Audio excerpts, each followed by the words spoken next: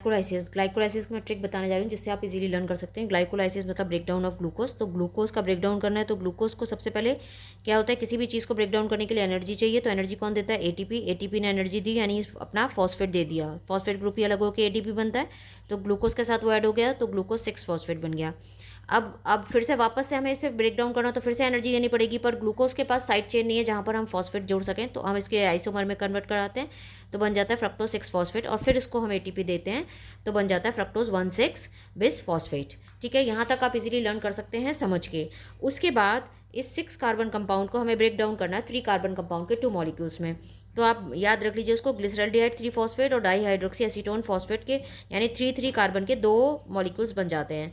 तो अब यहाँ तक तो आपको समझ के याद हो गया। उसके बाद आप याद कर सकते हैं धप गप, यानी गप से बना धप, धप से बना गप, ये एक दूसरे में चेंज हो सकते हैं। उसके बाद ये हम एक को लेके चलेंगे और उसको डबल करते जाएंगे।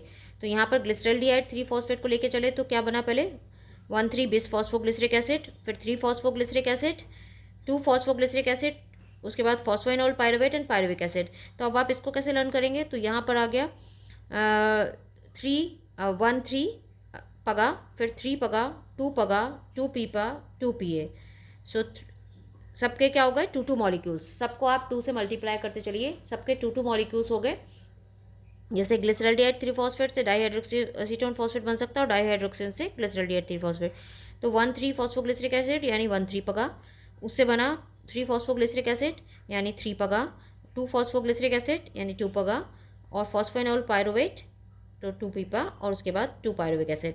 तो यहाँ तक आप इसके भी 2 मॉलिक्यूल्स, इसके भी 2 molecules, 2 molecules, 2 phosphoenol pyruvate, 2 pyruvic acid. तो यहाँ तक आप समझ के याद करिए। उसके बाद 1,3 पगा, 3 पगा, 2 पीगा, 2 पीपा, 2 पीए से आप उसको लर्न कर सकते हैं। यहाँ पर एनएडी के भी 2 मॉलिक्यूल्स दिखाएंगे, एनएडीएच कन्वर्टेड इनटू एनएडीएच। यहाँ से अब क्या 1,3 है, यहाँ से एक फर्स्ट पोजीशन से फॉस्फेट जा रहा है तो कौन लेगा? एडीपी लेगा, तो एटीपी में कन्वर्ट हो गया तो 2 ADP is converted into 2 ATP। उसके बाद यहाँ से 2 फॉस्फोग्लिसरिक एसिड से फॉस्फो इनॉल पायरुवेट बन रहा है, तो फॉस्फेट को हटाना है तो क्या हो जाएगा? यहाँ पर 2 फॉस्फोग्लिसरिक एसिड फॉस्फोइनोल पायरुवेट। अब ये फॉस्फोइनोल पायरुवेट से पायरुविक एसिड में कन्वर्ट कराना है, तो यहाँ से ये फॉस्फेट को हटाना है तो कौन ले लेगा उसको? एडीपी ले लेगा, और एडीपी से क्या बन जाएगा? एटीपी। तो 2 जगह यहाँ पर हमारे एटीपी बन रहे हैं।